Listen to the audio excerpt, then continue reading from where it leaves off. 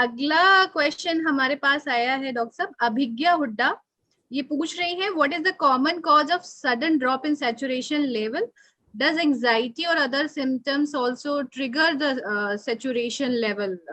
ऐसा होता है क्या कि ये क्या कारण है ऑक्सीजन गिरने का, और एंजाइटी का भी जो चिंता और भय का माहौल है, इसका भी कुछ रोल है क्या इसमें? जी जी, ये बहुत ही महत्वपूर्ण सवाल है।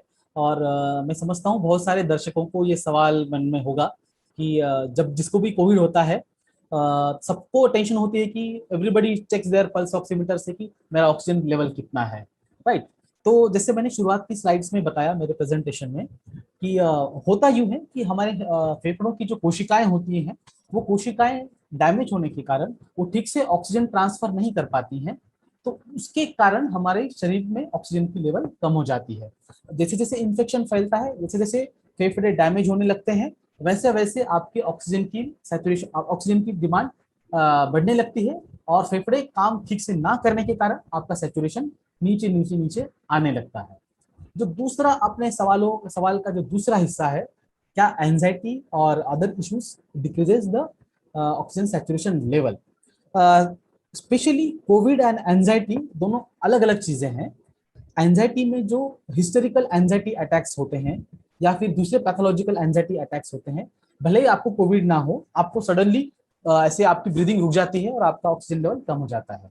अगर ये कोविड में हो गया है और इन्फेक्शन फैल गया है तो ये थोड़ा सा एग्रीवेट हो सकता है। बट अगर आप ये पूछेंगे कि कोविड में हल्का सा माइल्ड इन्फेक्शन छाती में है और आपको स्ट्रेस सडनली आता है, तो ऐसे केसेस में सैचुरेशन ड्रॉप नहीं होता है। दोनों अलग अलग चीजें हैं। सीवियर एंजाइटी डिसऑर्डर और हिस्टेरिकल एंजाइटी अटैक, उसमें डेफिनेटली उसका कारण ही अलग है। This has nothing to do with कोविड-19। और एक आखिरी चीज मैं दर्शकों को बताना चाहूंगा, ये बड़ी प्रैक्टिकल और इंपॉर्टेंट चीज है। जो पल्स ऑक्सीमीटर होते हैं, ये बड़े प्रॉब्लमेटिक पल्स ऑक्सीमीटर मार्केट में आ गए हैं। मैक्सिमम चाइनीज होते हैं और होता यूं है कि आप इस उंगली में एक पल्स ऑक्सीमीटर लगाते हैं तो उसका रीडिंग अलग आता है। वही पल्स ऑक्सीमीटर 2 मिनट बाद आप लिटिल फिंगर में लगाएंगे, इसमें रीडिंग अलग आता है, और वही इस वाले फिंगर में लगाएंगे अलग आता है। और कई बार इसका जो वेरिएशन होता है 1 to 2% प्लस और माइनस होता है।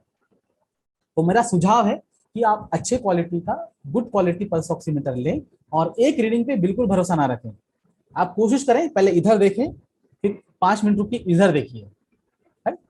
और तीसरा, ये आप घर में कर सकते हैं, इसे बोलते हैं 3 मिनट वॉक टेस्ट और 6 मिनट वॉक टेस्ट।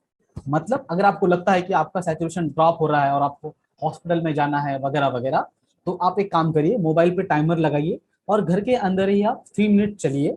और शुरुआत में और 3 मिनट के बाद सैचुरेशन आपका कितना डिफरेंस है। अगर शुरुआत में आपका 96 सैचुरेशन है, 3 मिनट चलने के बाद 90, 89, 88 हो गया है, तो समझ लीजिए ये थोड़ा सा प्रॉब्लमेटिक है, आपको अस्पताल में जाने की जरूरत है। तो इस तरह से भी आप मॉनिटर कर सकते हैं।